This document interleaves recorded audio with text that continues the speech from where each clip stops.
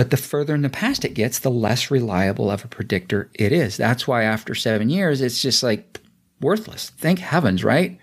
Because 20 years ago or 25 years ago, my credit activity behavior was awful. And now. Aye, aye. I'm the captain now. Coming to you from the K2 Studios in San Diego, California. This sounds great. You sound amazing. I always sound amazing. It's the world famous Everybody's sitting off like BFFs. Kris and Kristine Show. Hey, what's happening, everybody? How are you doing today? Thank you so much for listening. And I am Kris. And I'm Kristine, and welcome to episode 134 of the Kris and Kristine Show. Happy Sunday. And it's also Father's Day today, so happy Father's Day to all the great dads out there. Yes, happy Father's Day to everybody except for Kris. Wait a second. Time out. I've already said it to you 17 times, so you don't get it one more time. Because come on. Father's Day, you always make it all about you. And I mean, I know it's Father's Day. I don't remember this come Mother's Day. Yeah, well, you didn't remember Mother's Day. But on Father's Day, you didn't remember Mother's Day. I actually had to, purchase my own present and all of that.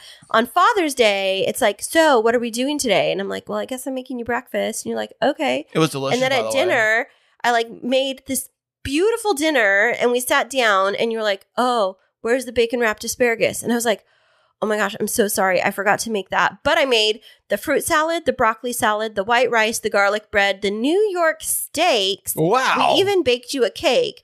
But then I was like, oh, let me get up and I'll make it right now. And because Father's Day is all about you. Yeah. Because you make it all about you, you don't remember any other fathers on Father's Day. Wait a second. Did you text my dad? No. Nope, you didn't. Did you buy your dad a present? I'm working on it. No, it's Father's Day today. It's all about Kris show. So how does that make you feel? Very special. Thank you very much. You like to be on a pedestal every day. No, I do not every single day. Only on Father's Day. Uh-huh. Sure. Because I'm like the ultimate dad. I'm like the galaxy's best dad ever. I'm so glad that you are so confident in yourself. If anybody was to ever question whether or not you had good self-confidence, they would just need to have a 2-minute conversation with you. Well, thank you very much for pointing that out. Yeah. I really appreciate it. I think that you got the world's Cockiest Dad award today. There's a trophy sitting behind me right now, along with all my gazillion. It wouldn't be behind you because nothing gets behind you.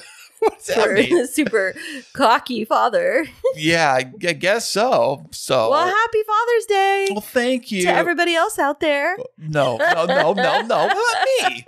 Gosh. Happy Father's Day. Oh, thanks, babe. I really appreciate it. It means the world to me, At being the wonderful dad that I am, I got to do a little speech. I prepared for it. Let's see here. Okay, when you say that, being the wonderful dad that I am, is it do you really believe that you're a good dad? Because you are a good dad, but do you believe it, or do you say that to try and get people to affirm you, to make you feel like you're a good dad? Because you are a good dad. Well, thanks. First off, thank you so much for saying that. And I also do believe that I am, but there's moments when you have your slip ups, I guess, so to speak, where you don't feel like you are the world's greatest dad, Well, you don't always have to be the world's greatest. You just have to be the world's greatest to your kids. That's correct. I guess it kind of look at like this. Are my kids in juvenile hall right now? No. But even if they were, that's not a reflection on you as a parent. I thought it was. No, it wasn't. If you're, it's about kids making choices. So no, we're not going to shame parents out there that have kids that have made bad choices. But I mean, don't assess your value for your kids based off of their decisions. Okay. So do you feel like you're a good dad? Yes, I do. Yes, okay. I do. Good. And, you don't have to have criteria for that. You just need to know you're a good dad, because so many people are like, well, I'm a good dad because, I go to my kids' games or I put a roof over their head. You don't have to have reasons, honey. You just are. By showing up for your kids, you are. There you go. Showing up for the kids and delivering the best you can for your kids at any given time is the best way to do it. And remember the time a few weeks ago when I was helping Mason out in the bathroom when he wasn't feeling very well? Dad of the Year award. I got a star for that, by the way, I think. You mean when you left him on the bathroom floor and closed the door on him because you were about to throw up? You know what? That would be... Yes. said, don't forget the flush But toilet. you got the number one, you got the good old college try award. Like, you gave it a shot. That is more than, speaking of college, if we were in college right now at a frat house and that happened, you know what would happen to the person in the bathroom that was passed out, hung over the toilet?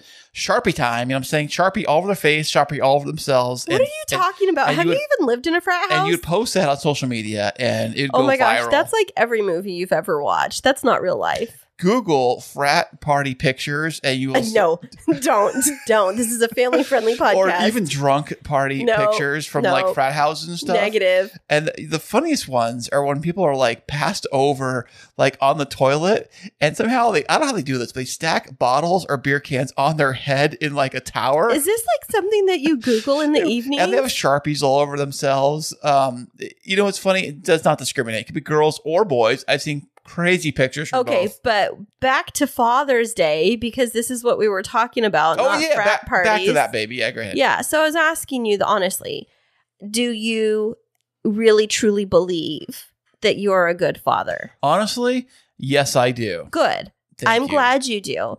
And for all of you fathers out there, we want to affirm you. You don't have to have X amount of things to make you a good father.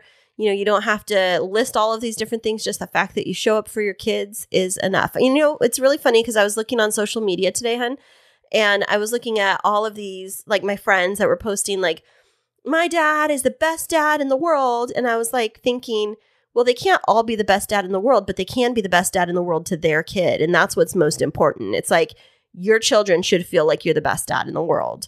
That's right. Yep. Yeah, absolutely. And I try to be ever since they were born. You know, I remember I was always taking care of the diapers and I was always changing them and taking them places. And I would take Mason to places when Jacob was in pre-K or even kindergarten because Mason was too young to go in school, you know. So I drop off Jacob at school. I walk him to the classroom, meet the teacher. We hang out. He showed me his friends and where he sat and all that stuff. And then I would take Mason and we'd go do something fun, like we go to the park or to the beach or SeaWorld or something. And then when I go pick up Jacob in the day, in the afternoon, he would be mad. Jacob would be, he'd be mad. He'd be like, so what did you and Mason go do all day today then? I said, well, we went to the park or something. Well, I was stuck in class all day. You went to do something fun with Mason. So Jacob started getting a little jealous, I think, because of that stuff. But then Mason started going to school too. So they both had to suffer, I guess, at that point. So then I started taking him after school. When I pick him up from school, I would take him over to the frozen yogurt place. I call it Froyo. And I would get them Froyo after And you school. still do that quite often on Mondays. It's been a while since I've been over there. I think since we moved, because now that we live closer to the school and further away from the Froyo, it's like going out of your way to the Froyo. You still go every other week. You go to Menchie's. Yeah, sometimes. I do love it over there. You do. You act like you don't. You do. I keep track. And now the kids, I used to actually pile up their own Froyos for them. Now that I let them do it themselves, it's all soft serve, do it yourself kind of place. But now they like to load and pile up all the goodies. They're talking M&Ms, Oreos, syrup, cherries, strawberries. Yeah. They just pile it all on. And they charge you by the weight over there. So you don't have to get a credit card out. After you get these kids over there and get their Froyo. It used to be cheaper back in the day. Well, let's get to the small little back in the day. Well, here in the city where we live, there's actually this place that's called Yogurt Mill. And Yogurt Mill is different from like the by the weight kind of frozen yogurt places. Yogurt Mill, first of all, they serve all of their frozen yogurt in old school styrofoam cups, which we love because it keeps it colder a lot longer. But second of all, for like $4, you can get this massive portion of frozen yogurt. And you know, Chris, you know what I'm talking about. They have that really mega cup. It's like a 32-ounce size cup. Like a big gulp cup size. Yeah, it's basically like a big gulp, but it's made out of styrofoam. And you can get that full of frozen yogurt, and it's only like $7. And you can get like a topping or two, and it's still like only $8 or $9 versus going to like a Menchie's or something like that. And you get like the little tiny frozen yogurt container. And it's like, you know, $15 or whatever. Right, yeah. But we love to go to Yogurt Mill because it's just, well, it's super fun, but they only take cash. But anyways, we didn't do that today. Instead of that, for our dessert, after we're done podcasting, your little Jacob made you a cake. He did? He did. I taught him how to make a swirl cake with yellow cake and like a fudgy chocolate. Ooh, and then I made good. a frosting out of like Hershey's powder buttercream. So look at that. I don't know if the frosting's so good. I followed the recipe on the container, but you know, it's all about the effort, right? You know, Kristine over here, lovely wife, and she can bake a cake too, you know, on Father's Day. On Father's Day, you're right. And I made you lots of food today. Oh, thank you so much. It was delicious. Awesome. So, but enough about me and Father's Day. Back to you, baby doll. What exciting new things have happened to you in your last week? Well, a couple of exciting things. So first of all, I am, of course, going back to work for the next fiscal year at my regular full-time job. I got my contract, which was awesome. I always love it when I get my new contract, and just really proud of, you know, looking back at my career over the last 18 years and being like, oh my gosh, look how far I've come. And I remember the first contract that I got, it was like way tiny compared where I'm at right now. And it's just, you know, looking at that new contract and looking back over that 18 years of my career, I just feel really proud of the hard work. But then the other exciting news is, and this is news for people that are out there that might have school loans and work for any kind of public entity, nonprofit or public education or anything like that, is there's this program called the Public Service Loan Forgiveness through the U.S. It's through the federal government. And it's a loan forgiveness program. And typically, it has all of these rules that you have to follow to be able to get your loans forgiven. It's like you get into the program, you have to work for 10 years and make 10 years of payments on your loans. And then after that, they'll forgive your loans. But because of COVID and all of, you know, everything that's been happening with the economy, they changed the rules. Okay, was it now? It's hugely different. So what it is because like I just finished my doctorate and I was going to like sign up for the program, but then I would have to pay for 10 years to be able to get the rest of a portion of my loans forgiven, because not all of the loans qualify for the program. However, because I already had paid for 10 years to pay off my undergrad and most of my master's, they're now saying you can enter the program now. They'll give you the 10 years of credit for your work that you've already worked for public education or public entities, and the 10 years you've already paid, and they'll forgive whatever that eligible loan debt is that you've just accrued. No way. So for me, I'm just praying that I can get all of the paperwork done. I might have to fly up to Fresno to get a couple of signatures to validate that I had worked for Fresno Unified, and then I have to get the one from my employer now.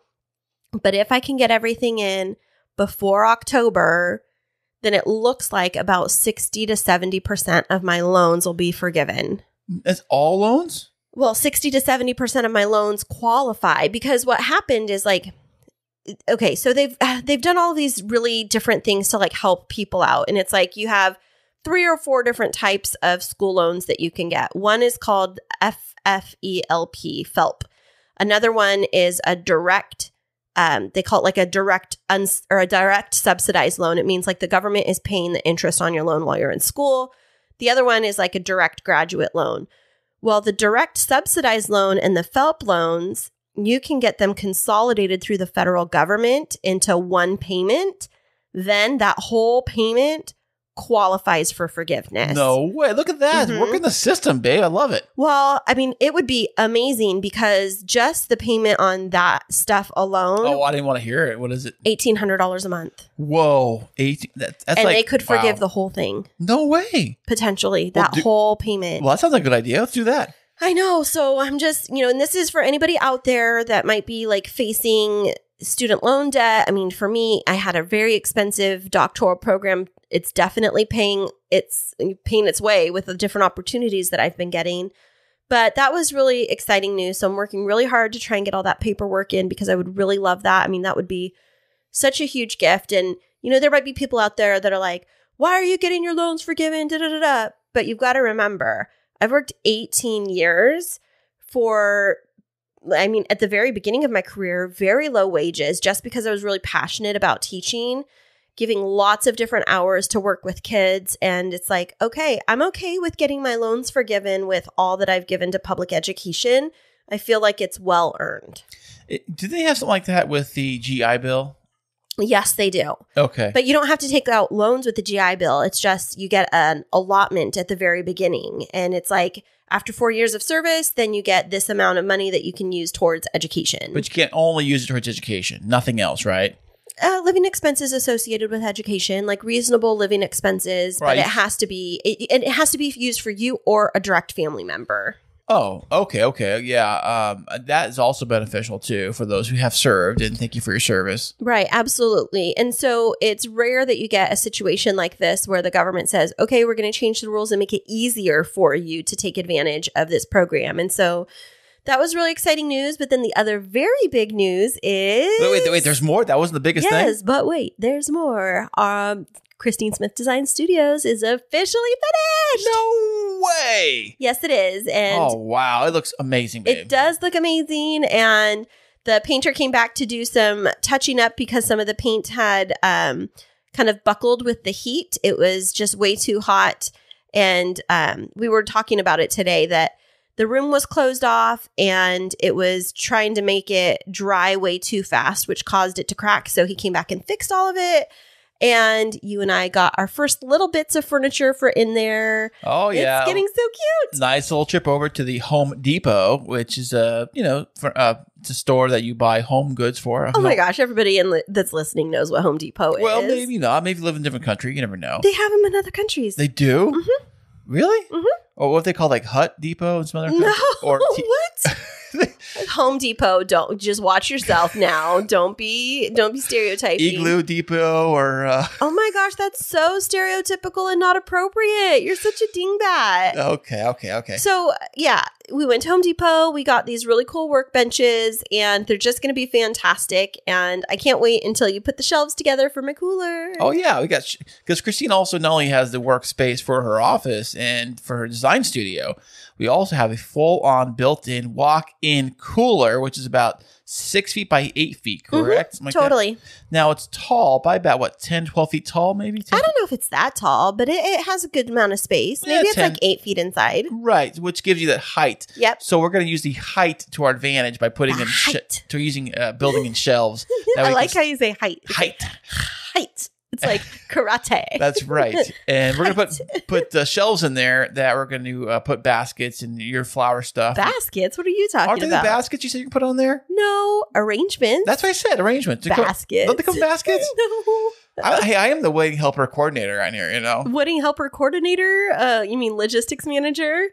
That too. You're just coming up with names for yourself tonight. Yeah, where are my business cards at, by the way? You don't get any Yes, I because we do. don't use business cards. Only I do. How about a t-shirt maybe? I could get you a t-shirt. Like a base. It's like one of those basic t-shirts it's that gonna like say all helper boy on the back. It's like those basic t-shirts you see like at job sites. They have like the bright pink or the bright orange or whatever color, and then the black lettering. It says Kristine Smith Designs, No. helper boy. No, you'll be in black with white writing. Okay. And it'll be like crew. That'll say like staff. You know, like those ones when you go Yes. to like the concert where it says like staff in white That's letters. right. Or You the could do that one. red jacket that's got like the white lettering on it. It says like security. Oh my gosh, you're so funny. Well, I'm very excited that construction is done and that we can get our backyard back into shape. Also, the other very, very exciting thing for me is that Ezekiel is flying down tomorrow to start his first leg of his summer break with us. He'll be here for about 10 days. Whoa, 10 whole days. Yeah, here, huh? then he'll go back to his dad's just over the 4th of July weekend, and then he'll be back with us starting the 6th of July until the 19th of July. Oh, hey, speaking of that, do you Mhm. want to mention to everybody what our new fantastic summer plans are? Oh my gosh, that is another huge thing that happened this week, right? Do you want to save it till after the interview? No, we can talk about it now. Okay. So, where do you want to start off with this story, Mr. Christopher? Okay, so here's what happened.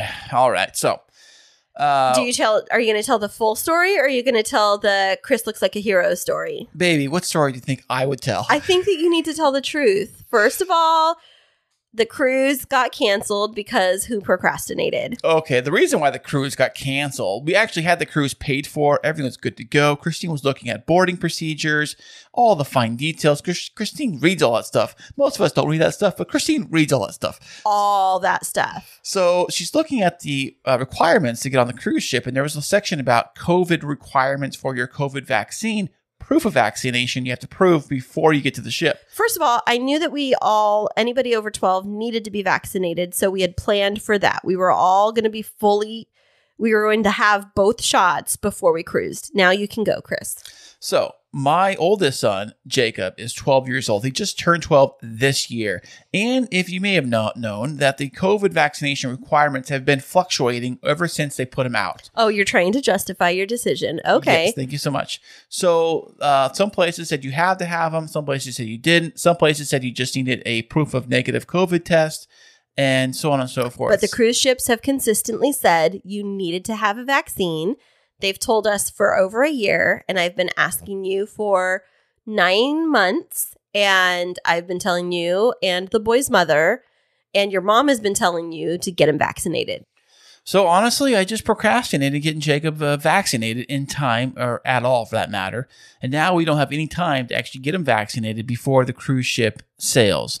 So plan B now is we have to call the cruise ship to actually see what we can do. Kristine did call the cruise ship, and the cruise ship said, well, no matter what, even with an exemption, we try to get an exemption. There wouldn't be any exemption because it wasn't like medically necessary. I mean, the bottom line is, it's very frustrating because I've done all of this work to prepare for it, and I asked multiple times between you and their mom to get him vaccinated, and it didn't happen. And so I took matters into my own hands, and I made his appointment myself, and I was getting him in, and I thought that I had everything handled, but I thought that there only needed to be like 2 weeks in between the first and the second shot, but it ends up that there had to be 3 weeks in between the first and the second shot. And then he had to have 14 days for the second shot to take effect before boarding. And he would have only had 7, and they wouldn't wiggle with that. And so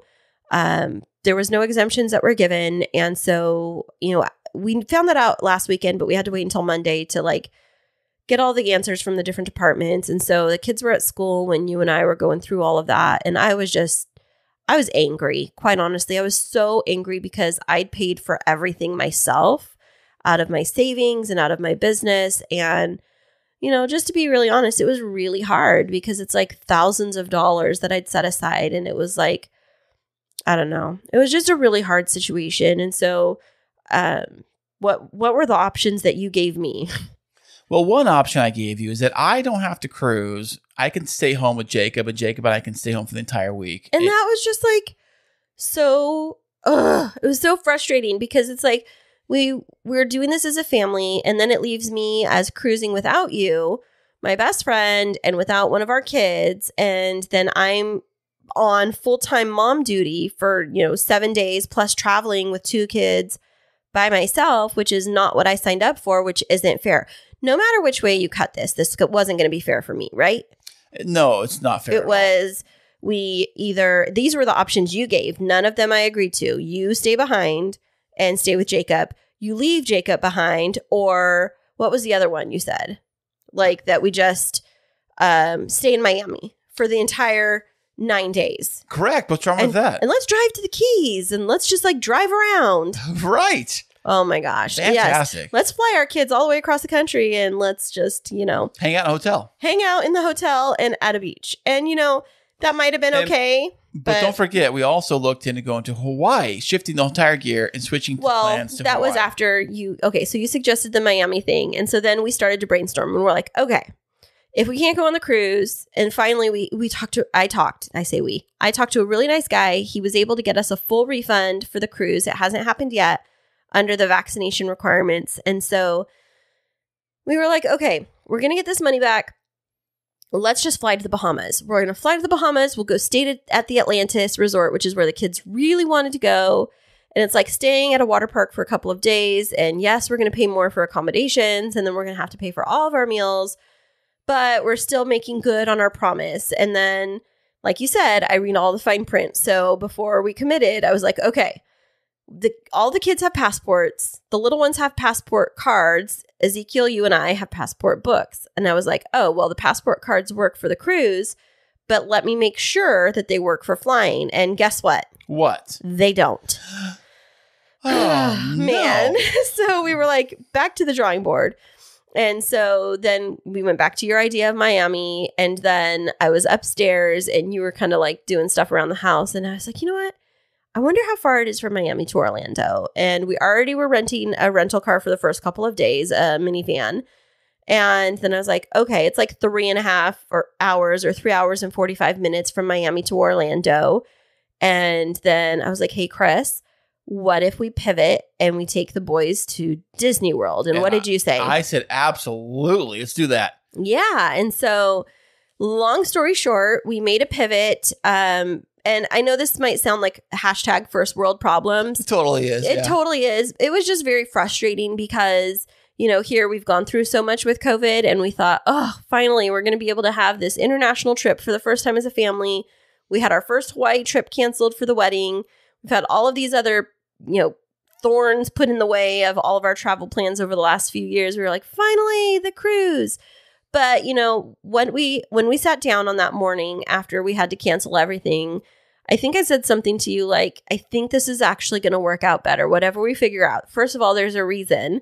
Maybe there's going to be a COVID outbreak on that cruise ship, heaven forbid. Or what if it's an iceberg? Yeah. Or, you know, there could be a lot of different things that happen or, you know, just a lot of different things. And neither I or any of our 3 boys have gone to Disney World. You went when you were younger. Right. It's way different now. When I went, they only had Magic Kingdom and Epcot. Now they've got like a bunch of stuff. And so when we were so nervous to tell the boys, huh? Oh, yeah. You were nervous telling Ezekiel because he was so set on the Bahamas. Yeah. And I just didn't want to let him down. But when I told him, he was overjoyed. And he said to me, he's even more excited to go to the Bahamas. To go to Disney World than he was to go on the cruise because he's always wanted to go to Disney World. And then the littles were so excited. And I think, cross our fingers, I think it's going to be a great trip. I hope so. I know it's going to be a great trip. Me too. Exactly 1 month away from now, we're going to be going to Florida, flying to Miami. No, 3 weeks. We're on the countdown. It's under 3 weeks now. That's right. Can you believe that? Let's check that out. But, you know, it's definitely taken us negotiating finances and, you know, making sure that we were being really smart about how we were spending our money because we'd already paid for one trip and having to save up and change resources around and make sure that we weren't going into debt. And so it definitely was a little bit of a tense conversation at times, right? Absolutely. And money in itself is always a tense conversation. You know, I think money is one of the reasons why families like divorce. I've heard it's one of the big reasons. That and cheating, I would say. Yeah. Two big ones. Well, money definitely can cause a rift in a relationship. And here to talk about money with us is this week's fantastic guest. And he's going to be back with us right after this. If you love music and podcasting, now you can have both. Introducing the brand new K2 radio station, available 24/7 on the Live 365 app for free. Specializing in rock and alternative music, we're talking bands like Coldplay, Nirvana, Muse, Imagine Dragons, and yes, even the Rolling Stones. They have all stopped by to drop off songs, and we even have brand new popular tracks added every single day. Also on the free K2 radio station, we are including podcasting. Get the best of both worlds. Download the free Live 365 app or listen online at live365.com and type in K2 Radio. And welcome back, everybody. Today we have another fantastic VIP guest who's going to be talking about Kris's favorite subject, money, money, money. What? We have joined with us personal finance expert, Todd Christensen. Thank you. Thank you. Hey, Todd. Thanks for being here today. The crowd was going nuts for you, man. It was, you know, standard par for the course, I suppose. Yeah. Anytime. You guys got some great guests. Yeah. Anytime we have a money expert, people get very excited about it. You're going to help us solve all our problems. I heard you're giving out free $100 bills, right? Well, yeah. Let me. I had a $500 bill here earlier, but I don't know if you want to trust that. Yeah. Went to the last podcast host that interviewed you. Sorry, we got in too late. Yeah, right. Well, Todd, thanks so much for being here with us today. Where are you joining us from? I'm coming to you from beautiful northeast Pennsylvania near Scranton. Oh, where The Office was filmed. That's it. Well, That's not it. really filmed there. But it's Michael set, yeah. was just down the road. Well, they filmed Southern California, but I have been to the restaurant that was featured in there. Was there really a restaurant featured? I thought it was all filmed here in LA. Yeah, there was some restaurant places here that they mentioned, and I don't know. I don't know if it was actually in there, but I love that show. It's a good seafood place. It's so funny. Dunder Mifflin Paper Company. It's the best. Makes me want to work there, But I always kind of like how when I see the shots of them driving around the city, I'm like, oh, that's so like LA. It's so obvious it's LA. Yep. Because it wouldn't be, isn't it in Pennsylvania? Isn't there like a lot of more greenery? And it's very green. That's my wife and I moved out here just last summer, and that's one of the reasons why we moved here. It's green, rolling hills, beautiful valley here. And where did you relocate from? Idaho. My wife was raised in Idaho. I'd lived there for 20 years, so near Boise. Were you a farmer or what? No potatoes. No, I've been with the same nonprofit for 20 years. Oh, wow. That's amazing. Okay. Now, trivia question. As you lived near Boise or in Boise, I can't remember what the university is, but there's a university there that I thought had a blue football field. You thought right. Yes. What is it? Which university? The Boise State Broncos. Oh. Wow. Yeah, it's the largest. I think it's the largest state one in the state. University of Idaho. But yeah, it's blue. It's been blue for decades and decades, and that's just part of the school colors. Well, I went to Fresno State University for my undergrad, and I remember that we would always play Boise State, and anytime that the games were televised, I was like, would they have blue turf, or is that like grass that they're spray painting blue? Or you did just the color in TV. Yeah, it's artificial turf. It's they just replaced it, I think, about 3 years ago. But yeah, it's, you hear all the time, it's unfair. It's unfair that there are blue jerseys and on blue turf, and then you turn it around like, horrible to watch on TV. Then I would think. Well, you get adjusted to it, but then you ask, what about all the green teams that play on natural turf? That seems unfair, then, right? Oh, very true. I guess like the Jets, maybe. Do they wear green jerseys? Yeah. Oh, yeah. Well, that would be harder because the Jets could use anything that's unfair if it's landed in their favor. Well, they do share the stadium with the Giants, so I don't know, who knows. Well, we do appreciate you being here on the line with us today. We're super excited to chat with you. We've both been doing some research because, as I mentioned, Kris likes to talk about money. I don't like to talk. I like to watch like a lot of Dave Ramsey YouTube videos, I guess, that just pop up. You talk about money nonstop. But no, I just like watch a cool video and stuff. But with Dave Ramsey, I did notice that he always has like the same like philosophies, just like repackaged for each video. Oh. It's like the same like 5 things or whatever. Mm-hmm. Maybe it's less than that. I don't know. Well, he's Todd, got his core down. Oh, yeah. Well, we were reading that you are a personal finance expert. How did you get started into that line of work? Oh, wow. I have a passion for it, mostly because when I was younger, I really screwed up with money, and I'd like to help people avoid some of the mistakes I made, like maxing out my first credit card in 36 hours. Mm-hmm. Just, what? Okay, so wait, stop. Told the press. 36 hours? Wait. Now, when you get your first credit card, is it like the one that has like a really low limit, like $300? I can see that. I wish. This was a few years ago. So this was back in the late 80s. Okay. Mid to late 80s. And it was $2,000 credit limit. So this is equivalent now of about $5,000, maybe $6,000. Seems about normal, yeah. But in 36 hours, you maxed it out? I recall getting it on one Wednesday morning or some weekday morning, and it may have been faster than that. It may have been that night, but I give myself the benefit of the doubt.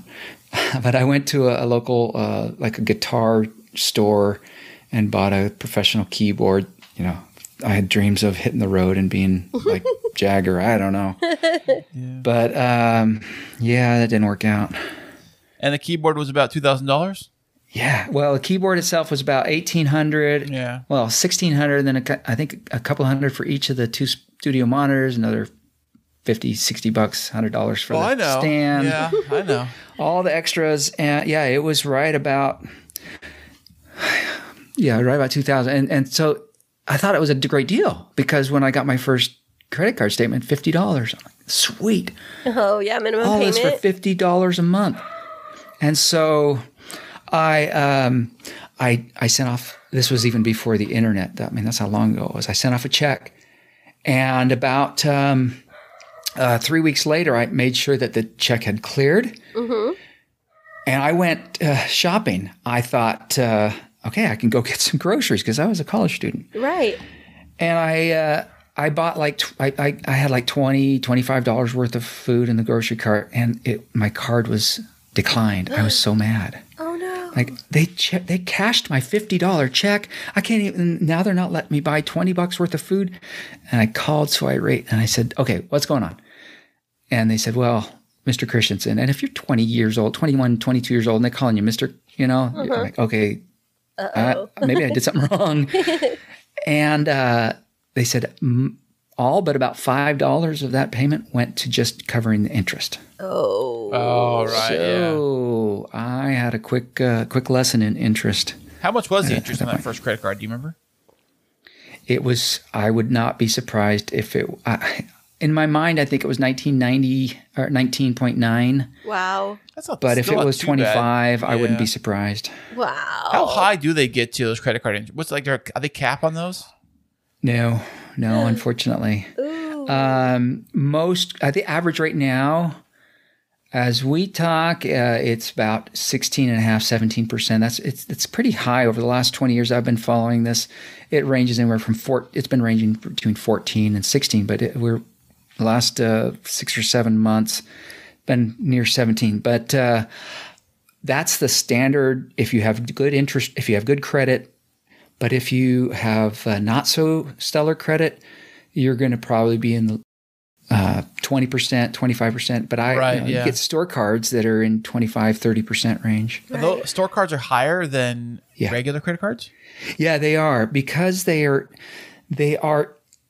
have lower standards, qualification standards. So they're taking a bigger risk, and risk and reward are always related. And so if they're going to take a bigger risk, they're going to charge more for their reward. So here you were, this young 20-something, you got your first credit card and you maxed it out. But how did you go from there to now being part of this nonprofit that is focusing on financial fitness or being money fit? Yeah. Well, in the early 2000s, I was starting my own. I took over a business from a mentor of mine that I had been working for, and It was a feast or famine type of a business, and my wife and I got married about that time, and I was just at the start of a famine, and it was going to be another 6-7 months before I had anything. And her job was not going great. They were doing a bunch of downsizing and not hiring, and I said, you know what? Let me find something just temporarily, get us through. Because we both came with a 5-year-old. Oh, so wow. We had 2 kids. So I honestly found this surfing the internet. And, but after about 3 or 4 weeks, I was thinking, I don't want to give this up. This is going to be just perfect for me.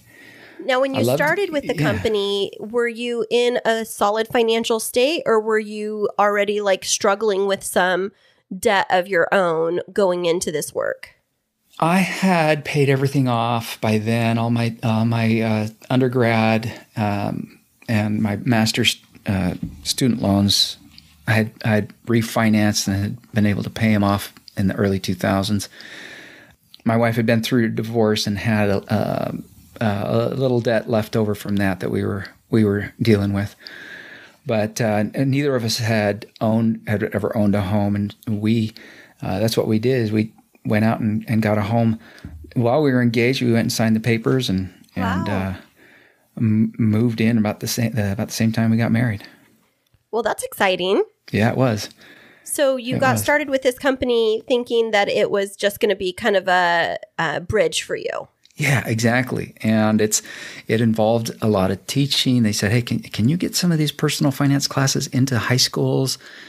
And I'd always wanted to be a teacher, but I didn't ever think teachers could make enough for the lifestyle that I wanted when I was younger. I mean, I'd be happy now, but and so I got to teach.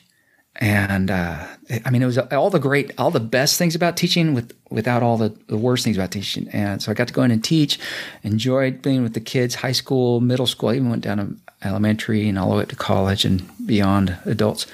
But I didn't have to deal with parents, and I didn't have to do any grading. So It was ideal. Well, that's always the best because Kristine's been a teacher in her past life here. In my past life, I work in education still, but being a teacher, there's all of the classroom management and parent issues and all of that.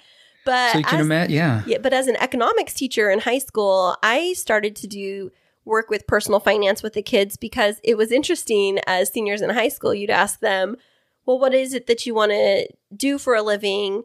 And then what kind of a house or lifestyle do you want? And to see students, even at like 18 years old, having really no concept of money.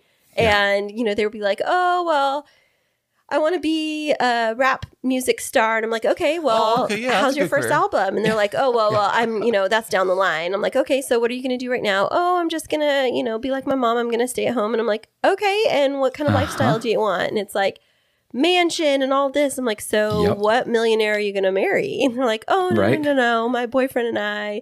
And it's interesting, Kris and I have already started to have conversations with our 3 boys that we share about, what it is they want to do and what kind of lifestyle that they want. Oh, they all want to be YouTubers. Really. YouTubers and rap music stars.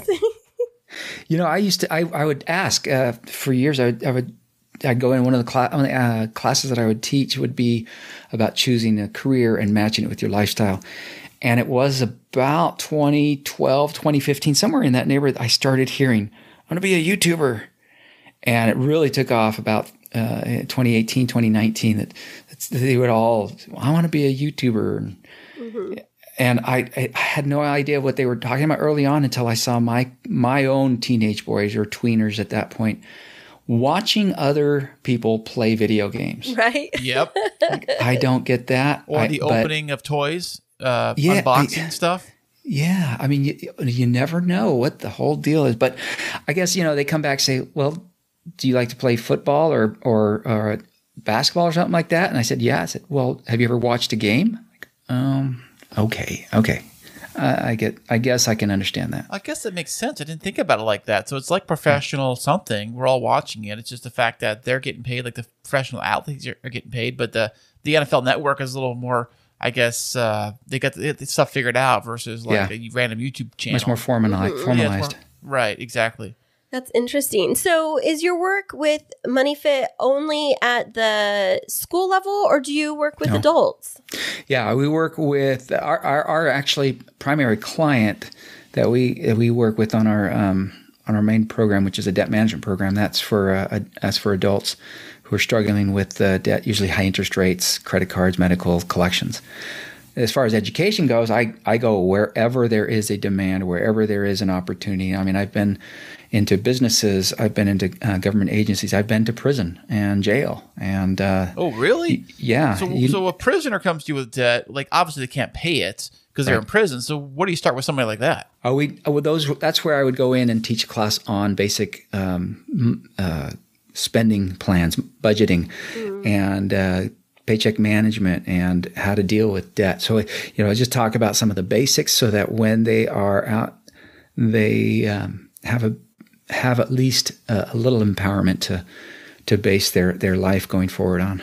That makes a lot of sense because if you think about it, when you look at crime, there's a trigger to an individual entering into a life of crime. And I mean, I'm making an assumption here that it's connected to poverty or lack. And so you have an individual who's lacking something, who out of desperation is trying to figure out how to get it, where if we help empower individuals with the tools to manage their finances, they might not feel so much desperation to make that move that would end them back up in jail or in prison. Yeah, I mean, I think there's that part of it. It feels very Les Miserables, the poverty. A lot of it is related to that, whether it stems from drugs and alcohol or whatever it might be. But and then there's that also aspect where people just want more than what they have. I believe, I mean, we do have some income issues in this country, but the vast majority of financial problems are not income problems. They are spending problems. Oh, really? Yeah. That's interesting. Yeah, I mean, anybody who's ever traveled outside the country to a third world country knows that as humans, we have very few needs. We need food and water, we need some shelter and security, and we need typically some clothing to keep us from frying in the summer and freezing in the winter, sort of thing. Other than that, everything else is a want. But we don't believe that in this country. We think that an iPhone, 31X, whatever is, whatever's out, the latest, is a need, and that we need to have the newest car, the biggest car, the fastest, safest, coolest looking car. Oh yeah. And so, Speaking to my husband, who had to have, the sports car and the fancy truck. However, the sports car's paid off, and the fancy truck has 0% financing. So, well, I'm assuming that you did not get into that loan right out of high school, right? Oh, no, I could not get a loan. My credit was so bad right out of high school, I couldn't even get a loan. Oh, Chris, you have to tell them the story about the tent sale. About the car? The car tent sale, yes. I want to hear this. Oh, well, so one of the first cars I bought, or second cars I guess I bought. The first car I bought was my truck. My mom co-signed. So I traded that vehicle in on a tent sale car. And we talk about the high interest rate I had? Yeah, tell him about it. Oh, well, these tent sales are very pushy. They would want to just move cars, sell. I think they bought the car for like $12,000, right? Mm-hmm. But of course, the credit was so bad, and they put tons of money down. And even with all that, I think the interest rate was like 25%. And then on top of that, so you just made the money man choke. It hurts my heart. For a vehicle, I know. So I was paying on that for a while, and eventually I traded that into my other truck, which is another one. So I went from that to a new vehicle with an interest rate of about 12%, 9%, which is better than 25. Yeah. And then the next vehicle after that was my other truck, which went to like a 3.9%, which is pretty good. But the point is, you were desperate. 0%. So it went from 25 to 9 to 3 to 0. But you were young and desperate, right? Well, that's the thing too. I always wanted a car, and I could never. My credit was always so bad. I had some credit card debt that I let go, like you were doing, paying the minimum payment, and eventually it went into they shut it off and the collections, and I ain't gonna pay you guys back if you're not giving me my money. I'm not paying you. Then screw you. So that's what I did. I let some credit cards go into the collections, and my credit went really bad. Yeah. And it was hard to get a loan. Like I went to the dealership to get a car, and they would laugh at me after they pulled my report, and it was so embarrassing. Harsh. Yeah. But I'm sure that you come across individuals that have had some real trauma and negative experiences as it relates to money and finances. Mm-hmm. And, being the money savvy man that you are in the line of work that you're in, I'm sure that while you love to work with all clients, that you have an area that you're super passionate about. What is that as it relates to your work? What I love to talk about most, and what to work with people most, for me, is around one, debt elimination, getting rid of the stress of consumer debt, and two, building that credit rating with a purpose, not just building it because you think you're supposed to build it, but for purposes to help people get into homes, affordable payments for a home, maybe start a business or whatever it might be. But those are the two things that I love doing, and relationships are usually in there too. Having a couple come into the office. Back in the day when people actually came into the office, we always had a box of Kleenex, because money is always going to be very emotional when somebody comes into our office. And I remember one couple coming in, and they were so hesitant. I'd met them. They'd seen been to one of my classes, and they came in and said, "We just want to go over a credit report. We want to buy a home in the next 5 or 10 years, but we know it's going to be awful, and we don't want to look at it, but we need to." And we sat down, pulled their credit report. Almost everything they worried about was no longer there. Oh, wow. What do you mean it wasn't no longer there? Because negative stuff drops off after 7 years. Wait a second. It does? Yeah. Amen to that, right? Well, now, I thought I showed up on some deep credit reports. No. Like deep internet. like Deep Space Nine. Like the dark web or whatever, I thought that stuff was on there. No, at 7 years, negative stuff falls off. That's missed payments, collection accounts, any like over limit activity. After 7 years, it's no longer there. Now, are there exceptions where it accidentally or a creditor keeps reporting? Yeah, but you dispute it and you get it removed. But yeah, the good stuff stays on for 10 years. The whole reason there's an expiration date is because the whole point of credit, and this is where a lot of people, we have changed the meaning of consumer credit ratings in this country. We think it's tied to our character. In fact, lenders, and if a lender, I'm going to say if, those lenders who are listening to this show, please take note. Please stop using the word character when it comes to the 4 C's of credit. It has nothing to do with our personal character. We've tied it so much to our character that people feel terrible about themselves. They feel beaten down when they get into medical debt that ends up ruining their credit, or they just make some mistakes. And, that's not what credit is. The purpose of credit ratings are to predict our future credit-related behaviors. That's all it is. That's the whole purpose. It has nothing to do with how hard we're trying, what schools we went to, how popular we are. It's all about how likely are we to make payments as agreed in the future. And the best way we've come up with so far, and there will be a better way someday, but the best way we've come up so far is to look at past behavior. The credit rating score. Now, which program do you think is the best? There's like a few of them out there. Is there like as far as credit scores? Yeah, there's Experian right. I don't know. So yeah, there's 2 main credit scores that are generated through our credit reports. The score is kind of like the grade. The report is kind of like the teacher's notebook, right? Right. You had that when you were teaching economics. You had it was probably online or on computer at that point. But you guys remember the old green and white lined notebooks that teachers used to have back in the 80s and 90s? Oh, yeah. Yeah. And that's like the credit report. It has everything that we've ever done with credit in the last 7 to 10 years. But we don't really care about that. I mean, that sounds harsh for all the teachers. We don't care about all that stuff we do every day. We just want the grade at the end of the semester, right? Right. And that's what the credit rating or credit score is. So you want that credit score. The higher the score, the more likely we are, it says, to pay our debts as agreed in the future. And it's based on recent past behavior, because the best predictor of future behavior is past behavior. Right. But the further in the past it gets, the less reliable of a predictor it is. That's why after 7 years, it's just like worthless. Thank heavens, right? Because 20 years ago or 25 years ago, my credit activity behavior was awful. And but we change, fortunately. And that's one of the reasons why the length of time you've used credit is often top 3 credit factors in our score.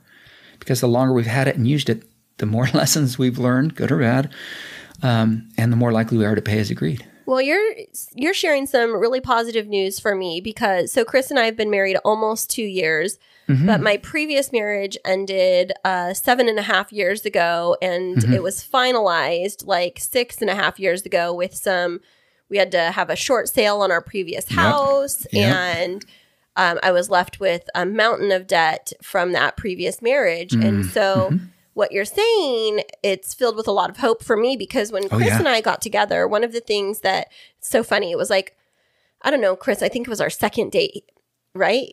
When you pulled out your Credit Karma app and you were like, showed me. But the reason, but I was proud of it though, because I never had that before. You know?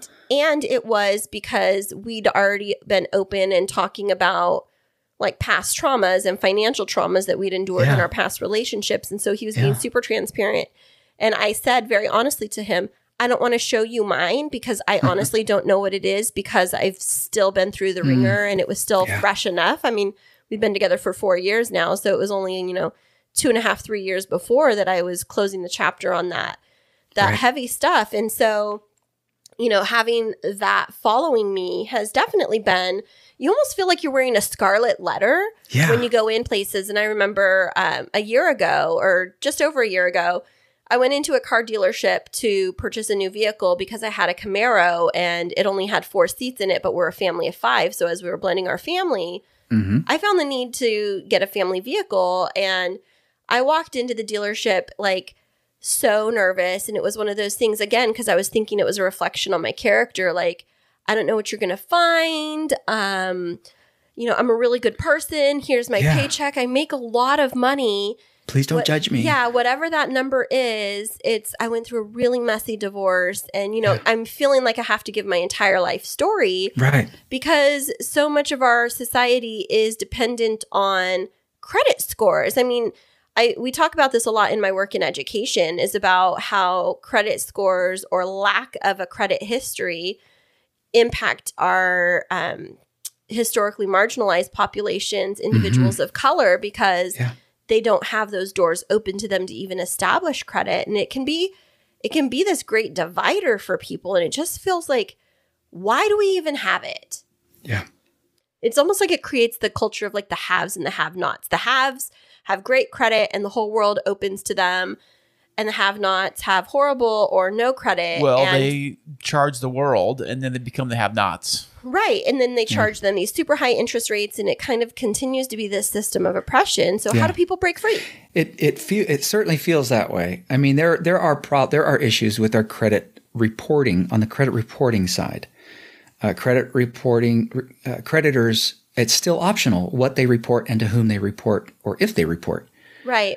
And so that opens up a lot of possibilities for I guess passive discrimination, where they will just not report.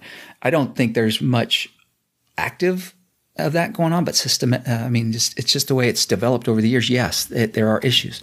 The credit score is pretty. It is pretty black and white. I mean, it's just looks at whatever is on the credit report.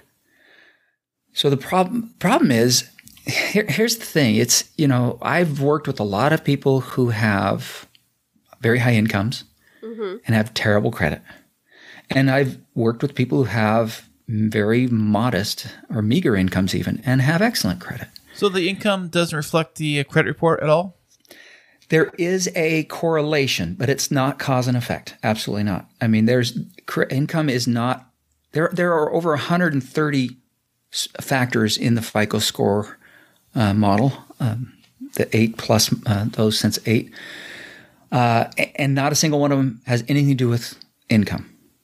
Really interesting. So you can have like a minimum wage job but have like 800 credit score. Sure. Yeah. It's not about income. It doesn't have anything to do with employment or education.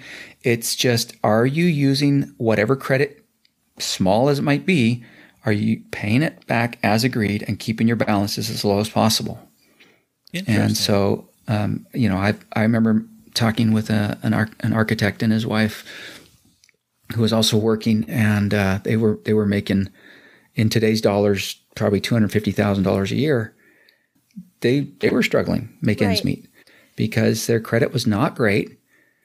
They just sometimes, and it's not uncommon for professionals generally just to think, I'm making $100,000, $200,000, $300,000 a year. I'll just can spend whatever I want. But this is America, you know. Right. You can think about it, you can dream it, you can buy it, and that's kind of the way it works. And people get it way over in their head in debt, and their credit suffers because they can't. If you max out your credit card, that's kind of one of the big no-nos as well. That's going to hurt your credit. Even if you're making your minimum payments on time, which is the number one, by the way, let me just put it out there. Number one thing, as long as you're making your minimum payments on time every month, that's the best thing you can do for your credit. But if you're maxing out your cards, and that's gonna drag down your scores. What about if the people like who use their credit card but then pay it off each month afterwards? How's that work out for them?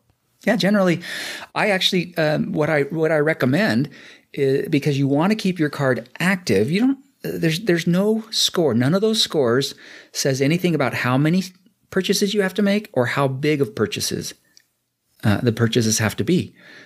So anybody who says, well, you have to carry 30% balance or 20%, you have to make these major purchases. You have to buy 25. You have to buy 25 things. That's all blowing smoke. all you need is one purchase a month and pay it off. So, I recommend to people, look, you got your cell phone bill. You can talk all you want, text all you want. It's not going to go up and you're not going to overspend with it. Just put that on your credit card, and on another card, put your Netflix or your Disney Plus or Hulu or whatever. And that's really all you need, is just one purchase a month on an account, and it'll keep it kind of golden. I like to put my online purchases on credit cards only, because I think because if there's a mistake, the credit card company is usually pretty quick to refund that versus like your bank account. They can be, yeah. We just had that experience this last spring when we went trip to New York, and we checked out after one day because the hotel was awful. Mm-hmm. I'm not going to mention who it was. Oh, come on now. And they charged us for like 4 nights. What? And we were only going to stay there for 3. And they said, well, you never checked out. I'm like, we did. And then, but we argued with the credit card, or we disputed with the credit card company. They went back and forth with them, and they came back and said, no, they said it's true. And we argued again and and we finally got it taken care of, because they were adamant. Wow. Hotel, they were going to charge us 4 nights. But yeah, it does have its benefits, but it also has its drawbacks. I mean, for anybody who uses credit cards for business, it's great. You rack up all those rewards potentially, and it comes with classification of your categorization of your expenses, whenever you get your statement. So it's great for accounting. The downside is when we use plastic, whether it's credit card or debit card or prepaid card, we overspend. We spend, whenever there's a consumer decision to make, we spend on average about 15% more than we would if we used cash. Oh, no way. Yeah. Yeah. And it's much worse when you're talking about restaurants. If you go into fast food, it's going to be like 20%. And if you go into a sit-down restaurant, it's closer to 50% more. No way. I think if you take in a credit card versus if you're just taking in cash. And it's even more than that if you find that the other person's paying. Yeah, right. That's your strategy, Chris. Anytime I'm like, babe, I'm buying dinner, he's like, well, I'm going to have a second round of drinks. So it's surf and turf today. And what do I tell you every time we go into a restaurant and you pull out your cards to pay? I said, use your debit card. And you're like, well, I'll just put it on the credit card. And I'm like, no, because if you use your debit card, the money is gone. And we don't have to think about it, and we stay tighter on our budget. But your response is what? Well, I know one of my credit cards has like 4 or 3% cash back return on Exactly. He wants the rewards. That's how they rope him in. He is like... Yep. But to even make those rewards worthwhile, you have to spend like $1 million, I think, on them to even get your money back. Okay, now Todd, we're going to switch gears for just a second. We're going to ask you about a couple of money-related topics that we think you have some expertise in to get your input. Let's give it a go. Yeah. So first thing that we're going to ask you about are payday loans. Should people do them or not? Excuse me. I just almost died there. I stuck in my throat. Okay. I'm not a fan of payday loans. Say it right up front. Are there good people working in the payday loan industry? I would assume so.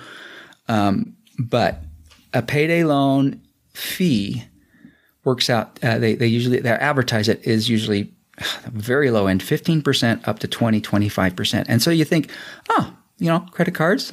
I said credit card interest rates are about 15, 16, 17%, right? Mm-hmm.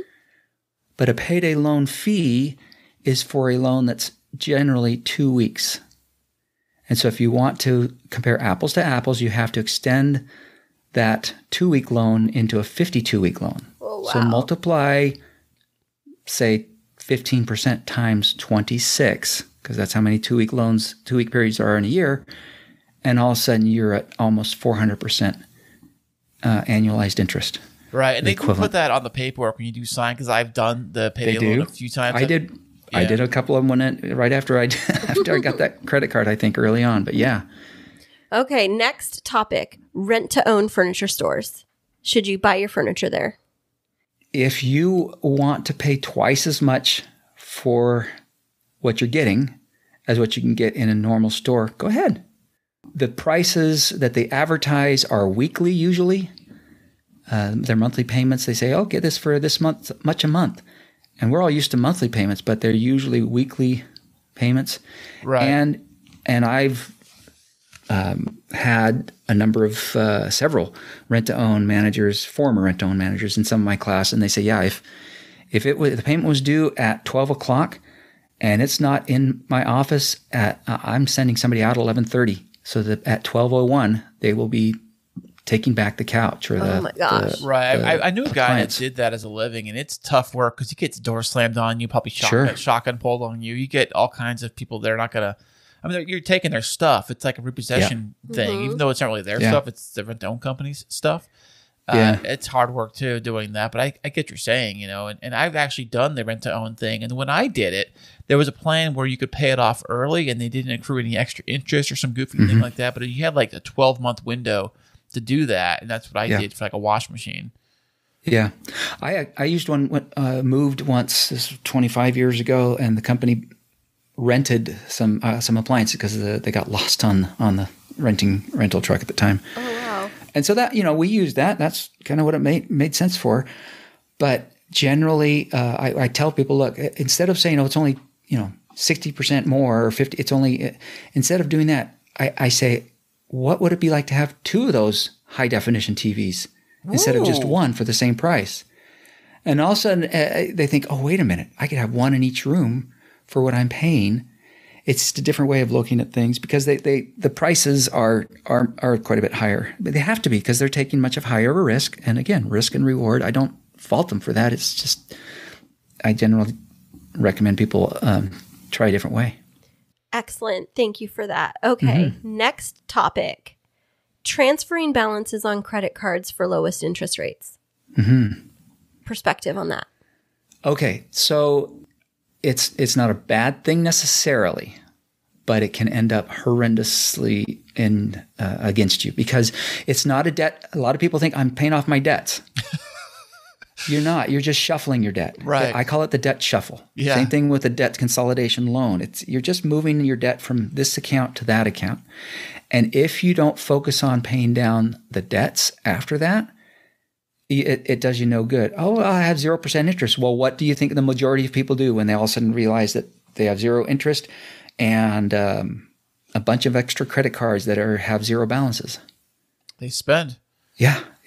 It's been probably 15 years since I saw it, but there was I think it was an American Express study I saw that showed that upwards of about 70% of people who did that would take their other credit cards and run their balances right back up to the original amount. Yeah. So basically you're doubling the amount of debt you have. That's probably why I love doing it. And I heard there's also a fee to do that too. Isn't there like a transfer fee? So not only, it's not 0%, even though it says 0%, but there's a fee on top of that. So you're charging yourself to do that. Yeah. You used to be able to, back in the late 2000s, early 2010s, you used to be able to transfer money at no fee to zero and no interest. But they started charging fees, and so that's usually 3 to 5%, which doesn't seem like a whole lot. And it's usually, if you're good, if you're disciplined, then you're going to save money at 0%, even with that 3% transfer. If you can just keep your spending in check. So I tell people, it's treating the symptom. Make sure that you treat the cause after you start treating the symptom. Make sure that if you're an overspender, that you can rein that spending in. If it was a ongoing medical thing, maybe that's not be the right answer. It's just moving it or pushing it down the road. Really good point.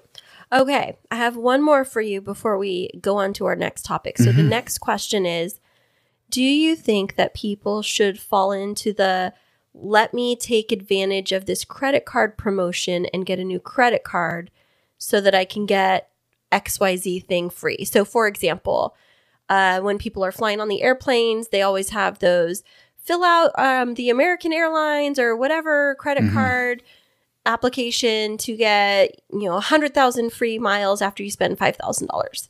Are those a good deal or not? I'm going to bring up the discipline aspect again.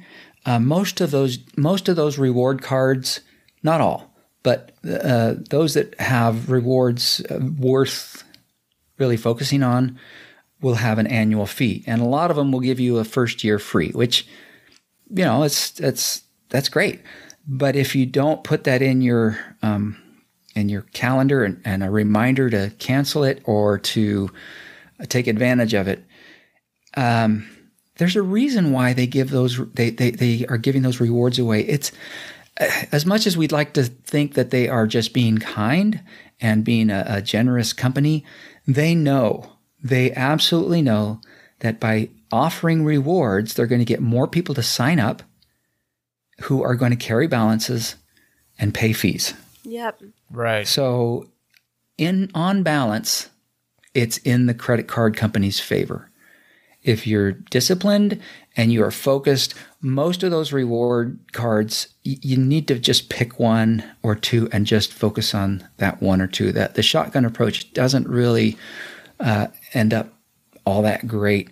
And so, if you're interested in something like that, there's usually a company or there's a lot of blogs. Like the Points guy, met him last year at a conference, and he has some great information on how to take advantage of rewards. But unless you're disciplined, unless you have a plan, it's usually going to backfire. So, Todd, what would be a good if you're looking for a credit card to get? I know there's all kinds of credit cards. There's different types. Like, I don't know, like, what would be good pointers, good things to look for when you're trying to get your first credit card or a credit card? Yeah. So one of the things that I recommend is don't shop by interest rate. One, that tells me something. If somebody comes and says, well, this one only has a 12% interest. Okay, well, how much debt are you planning on carrying? Because as long as it has a grace period, then you're not going to pay any interest, no matter what the interest rate. Ooh. So shop for the credit card that has the lowest fees or no fees, ideally. And then keep in mind that credit cards, this is another kind of a change of mentality, mindset change. Don't see your credit card as something for emergencies. That's not what credit cards were not meant for emergencies. They're as much. Not? That's what all I think about them is. Oh no! So it's not emergencies. Because so emergencies. What's the point? What are you supposed to have for emergencies? Emergency savings. That's the purpose of. That's what we use for emergencies. Because if we say I'm just going to get it for emergencies, okay, take me back to college again. It's a week and a half till payday. I got no money left in my account, but I got a credit card, and my friends come knocking. Hey, let's go to a movie. Let's go do this. Let's go do that. Emergency. That's social an emergency, right? Yeah, exactly. Because our definition of emergency changes. So right. I suggest looking for cards that have low or no fees and that fit your what you're needing. You don't need necessarily a card. If you know, or if you haven't thought about it, do you have the discipline to use a card? There's basically 4 questions to ask before you should even get your first credit card. One, do you have income? If you don't have income, you really have no business having a credit card in your own name. Can you get one? Yeah, that's the crazy thing. But if you don't have steady income for, I'd say like 6 months or more, probably shouldn't be using a credit card. Are you planning your spending? So do you have a budget? Have you been living by a budget? Do you know what you can afford to spend for 6 months or more? Are you using a debit card without having it declined? Then maybe for 6 months or more, then maybe you're ready for a credit card. Because if you're getting declined credit or debit cards, what it means is that you are you don't know how much you are supposed to be spending. Mm-hmm. And then the last one is, do you have a savings fund put together? Because if you don't have a savings fund and you're starting to use a credit card, the chances of you ever having a savings fund have gone down to almost zero. You're going to join the 80% of American workers who live paycheck to paycheck and do not build savings at all. So those are the 4 things. Then you can start looking around. Okay, now if I've been doing this, I should be able to be prepared to use a credit card and avoid fees and interest. It's a really good point. Now, Todd, I want to pick your brain about a little bit of a topic that seems a bit obscure to me. So I was reading about Money Fit by DRS, the 501c3 that you work for. And what I couldn't figure out is what makes your organization different than the companies that I see on late night infomercials that talk about, we'll help you consolidate your debt. Because as I was raised, my parents always told me, don't go to one of those companies. It's a scam. It's going to end up killing your credit, and you're going to end up just owing money to that organization instead. So how are you different, or are you different? We are. And bless your mom and dad for telling you that. So the confusion comes from the fact that anybody can call themselves a debt counselor. Anybody who's working with debt, a consumer's debt, I'm a debt counselor, whatever, right? So those companies that you're talking about are debt settlement companies that say, send a letter to your creditors telling them not to contact you anymore, because it's true by law. Once you send a letter to a creditor and say, don't contact me anymore, they can't. But the only way they can get in touch with you is through the courts, which often they do, and take you to court and win a judgment and garnish your wages. So that's debt settlement, where they promise we can get you out of 50% of what you. That's a classic statement, by the way. They'll usually cite whoever the newest president is, that they've just signed a bill and that you don't have to pay your credit card debt. So call us and we'll get you out. Oh my gosh, scam. You sounded just like it. Like you just. That's the commercial. The voice of Todd. Go ahead. That's right. And but that is exactly what they do. And most of those are going to leave you worse than you were before. There are some debt settlement companies that are legitimate. Usually they're small. The ones that I would recommend you work with somebody who's small and local, works at is an attorney that does that. Some of these big places, I'm just not a huge fan of them, because you owe what? I mean, if you were a credit card company, if I owed you guys $10,000 of credit card debt, and I just sent you a letter saying, don't contact me anymore, how happy are you going to be? Very upset. I'd be mad you weren't paying me. Right. And so what are you going to do? Well, okay, what are my options? I'm going to sell this to a collection agency for $3,000 and take a $7,000 hit. No, I don't want to do that.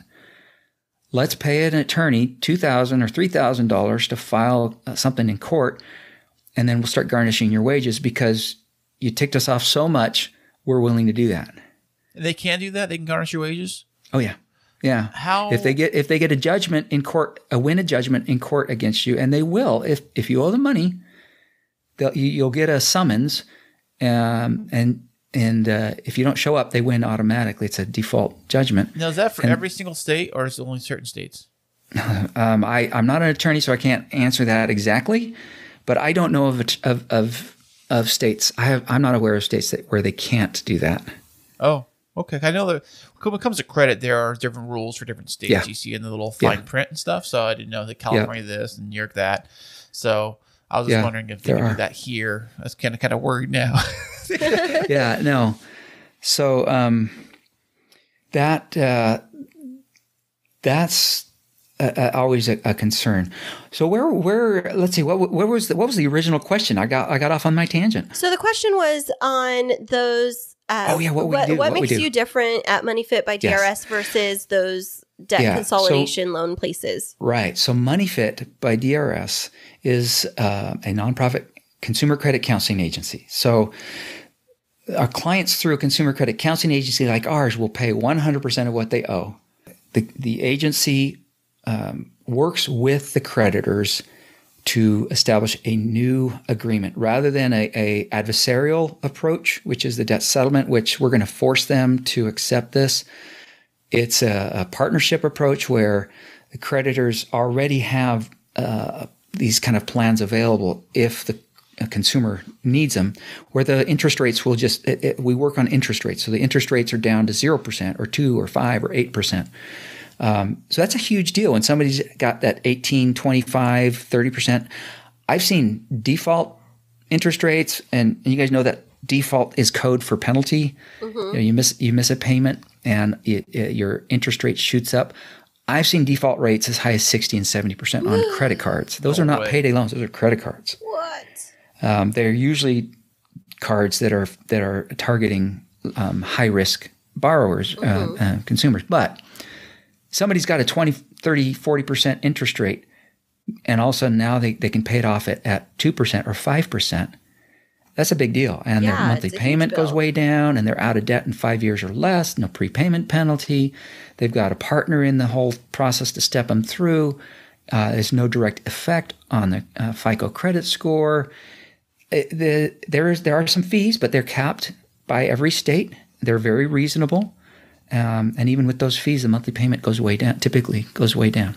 So then are you, Todd, able to support individuals from any state that contact you? Mm-hmm. That's amazing. We do. We for the last three years or so, we've been registered to do this kind of work in every single state and DC.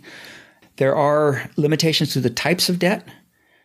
We can't work with secured debts, so mortgages, car loans, RV loans. Interesting. So it's got to be credit card debt. Yeah, it's got to be an unsecured. So credit card, collections accounts, medical debts, old utility bills, old cell phone bills. School loans also, if they're generally because there are some unique laws that pertain to student loan debt that we by regulation we can't work with those either. It's not that we don't want to.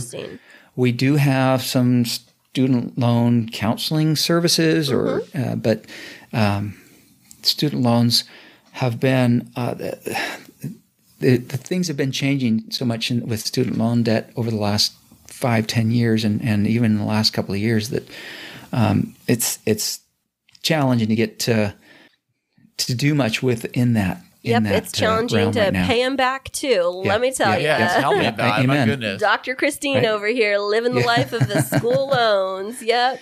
Yeah, and you're on that, the 10-year debt or debt forgiveness track as a teacher, right? Well, I'm hoping so. So there's the new provisions that came out that I need to apply for because I'm just entering repayment now. I just graduated and I just entered repayment this month, actually. And so I got congratulations. I got that first notice from, earning my doctorate from USC. And it's like, ouch, okay, I could do this, gotta figure this out. Yep. Just tighten up the belt and, get at it. But it's a lot. And just thinking, like you said, about being an American and trying to chase the American dream comes with a price tag. And if you're not careful, that price tag can leave your bank account overdrawn, literally, and impact you for the rest of your life.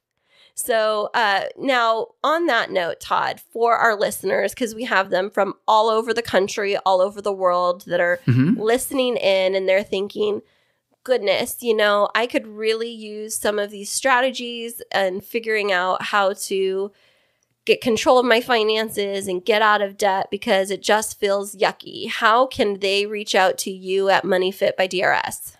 Sure. So MoneyFit, we have, of course, our website, moneyfit.org. That's probably the simplest way. They can call us 800-432-0310 and talk directly. Just get a hold of one of our counselors. And basically what we do is we go through your household finances. We ask, okay, what are the debts you're dealing with? What's your income? What are your monthly expenses? So that we have a broad view anyway of what's possible. And because not everybody qualifies. I mean, if you are making, you have $1,000 a month that you're paying in debts, and you're making so much money that you could easily afford $2,000 or $3,000 or $4,000, the creditors are not going to look happily on that and say, yeah, you can pay it with the original interest rate.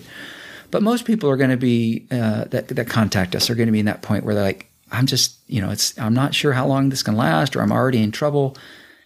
And then it takes anywhere from 30 to 90 days to get those agreements in place. They're making payments to the creditors in the meantime, and so that it doesn't go late. And we just step them through, one step at a time, make sure that they can get on this program and be. It's a huge relief when somebody finally realizes, okay, I've always wondered if I'm doing the right thing. And then to have somebody, a professional, finally step in and say, okay, this is how you're set up now. And to have that kind of validation that, okay, I'm taking a good step toward getting out of debt and getting my life back.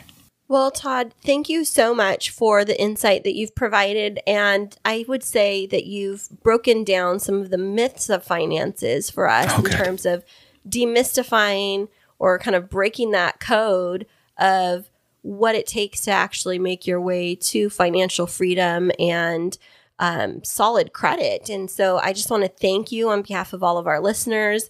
I know that Kris and I are going to have a lot to talk about after this, just because you've provided some really interesting points that I think will help us as we're educating our boys. I'm glad to be here. I appreciate the opportunity. Well, thank you so much, and best of luck to you. Thank you. Hey there, K2 crew. We love having you as our loyal listeners. To keep up to date with what's happening behind the scenes, check us out on social media. Yeah, you can find us on Instagram and Twitter. And don't forget to follow our Facebook page. Yeah, tag us in your favorite fun stories, and guess what? You might just end up on the show. Ooh. You know, I think Todd was fantastic. Talking about credit cards and spending and all the stuff you probably should already know, but people always seem to not really care about that much. You know, they spend rack stuff up all the time. You know how it is. Absolutely. And I loved when we were able to talk with him about like some of those common things that you see on TV, like the payday loans and the rent-to-own furniture and that kind of stuff, and get his perspective on it. Because, you know, one of the things about money is some people don't get the opportunity to learn about it in school. Like, it's not something that is always taught very frequently. And so when we think of like money management, being able to learn money management is a tool for getting out of poverty. And so helping to educate people about what is and isn't a good investment, I think, is really helpful. That's true. And you know that a lot of people do. They always try to like spend with above their means, and they try to. It's almost like it's sad to see this, but a lot of the middle class, I would say, try to keep up. Yeah, they're the ones that really are the ones always in debt, or they're always trying to like buy more than they can afford. And credit, right. It seems like credit lenders and credit card companies seem to really target that group of individuals. They don't seem to waste their time too much with the really poor people or the really high people that much. They do a little bit, but not as much, I would think, because those people, the high end, they just buy things in cash if they can, and the low end, their credit is so bad they can't, you know, even afford anything. I just think that money is just something that we definitely need to be more open and having conversations about in relationships and asking for help to become more educated. I know that, you know, coming out of my first marriage, I really felt like I didn't have a strong grasp of money management, and I spent a lot of time and energy on figuring out my finances, getting my credit in order, establishing a savings, all of that. And I would say it's definitely been an adjustment now that we're a family of 5, figuring out how to adjust my finances to account for that. Because got to remember, like, I was a single mom taking care of myself and my son, and now it's like providing for a family of 5. But you're so good at it, though, baby. Well, thanks. I work around the clock to be able to do it. You do. You're amazing, and I'm still like trying to figure stuff out myself, you know, like I've always been a single dad myself, father of 2. So is myself and the 2 kids. What do we need to do? And then I only had them half the time. My ex-wife had them the other half of the time. So yeah, it was like, how do I figure out myself plus my time with my kids? Now it's like you and finances and all that kind of stuff. Right. And yeah, it's definitely a new learning journey, but you know, I think that having Todd on the show is really helpful. I'm going to listen back to this episode a couple of times and just listen to his insight. I think it has some good little truth nuggets for us.